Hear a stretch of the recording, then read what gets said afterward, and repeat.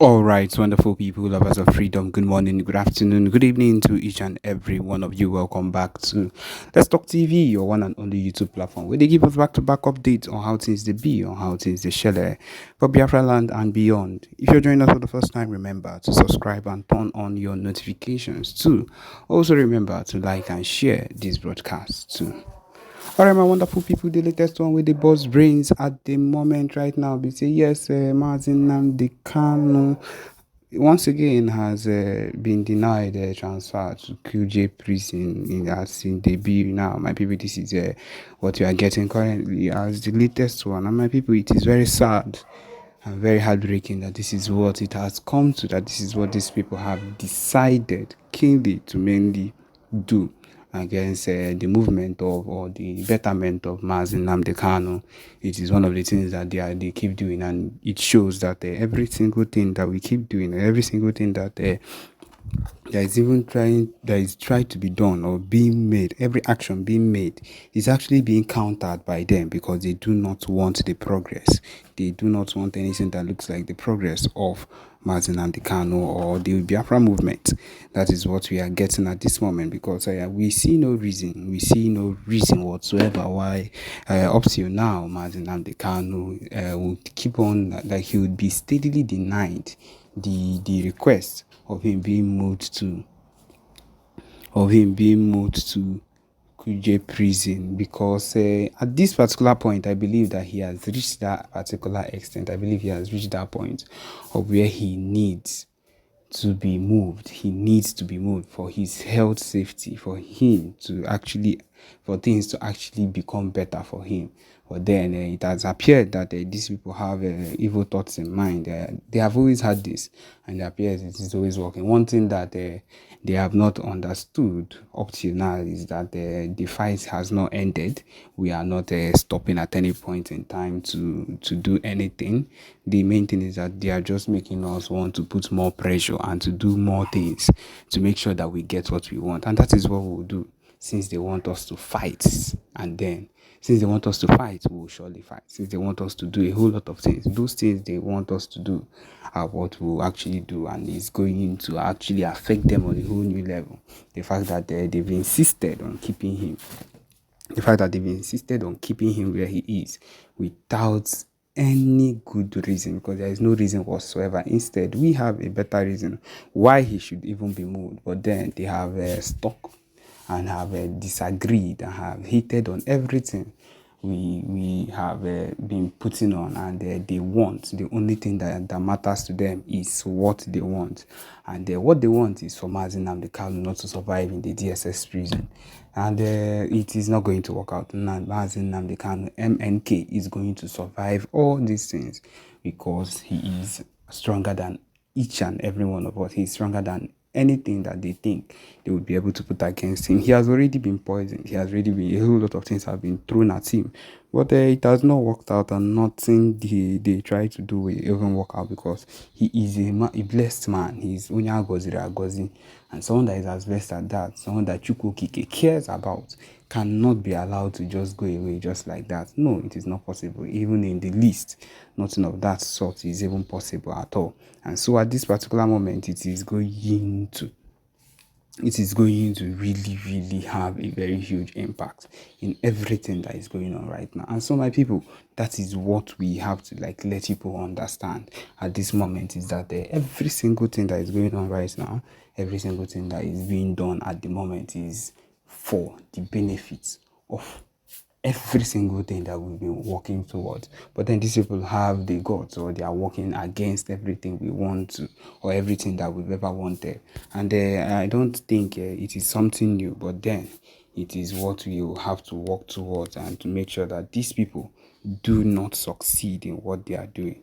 They do not succeed in whatever it is they keep planning towards and against us.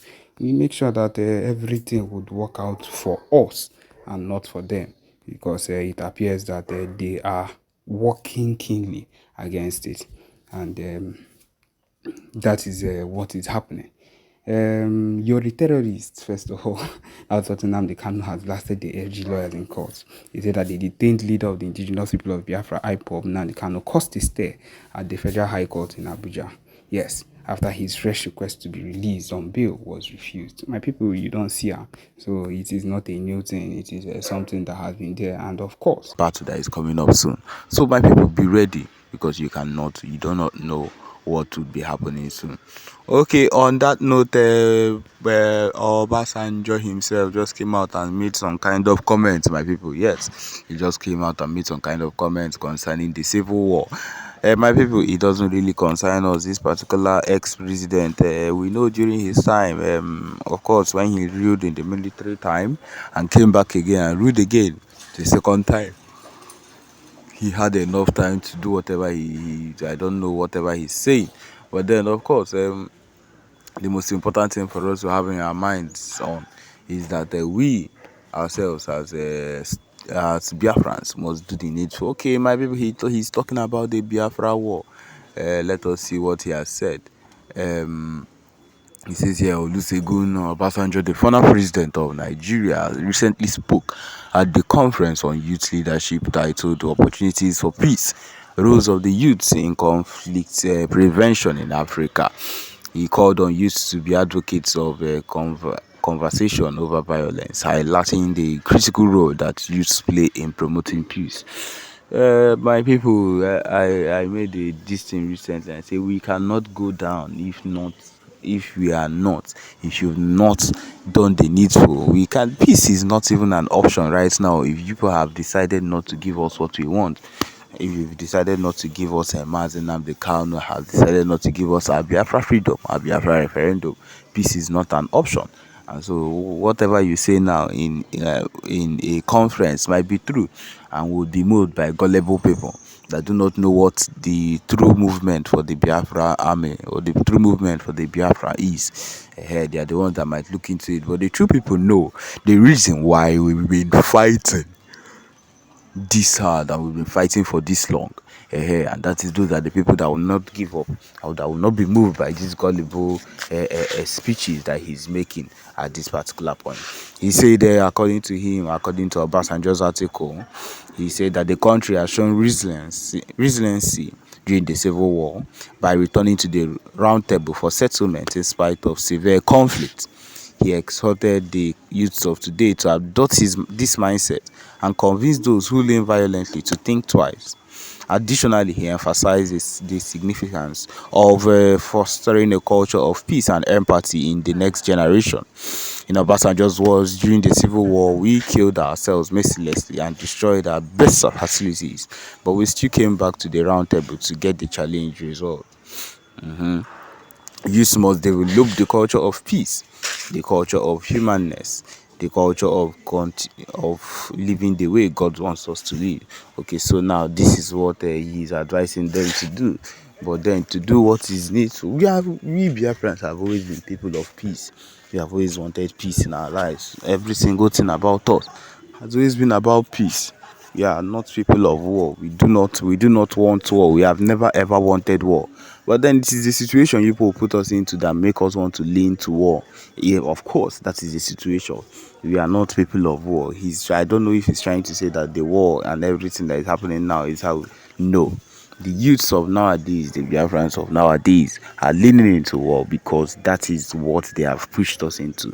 Because that is the situation they have pushed us into. We did not just wake up one day and decide to wake up and push ourselves into war. The reason why the Nigerian army and the Biafra Liberation Army, the BLA, are clashing 24/7 is because of the fact that they have refused to do the needful.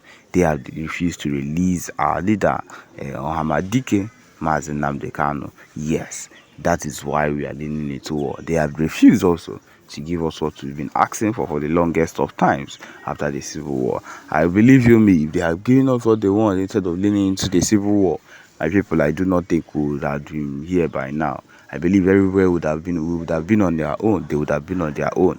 And we would be where we are because, of course, there is no need for any war and we would be happy with our state. And by now, I believe you me, the kind of progress we would have made would not be one to even be trifled with. But of course, na so e dey be, na so e dey hot. Once you come for these conferences, they will just make it look like everything that is happening now is our fault, because violence is not the answer. Aneku, aneku, aneku. None of this is going to make the real Biafrans turn away from what is needful. The people that cannot be turned, cannot be swayed by these gullible talks, they know the real fight, and they are not going to give us. And so on that particular note, nothing of such can make us give up on our fight or stop doing whatever it is we've been doing ever since. And so because of that, we'll keep on fighting and doing the needful no matter what. So yes, my people, this is where we've come to the end of this particular broadcast. Thank you for joining us. Remember to subscribe and turn on your notifications too.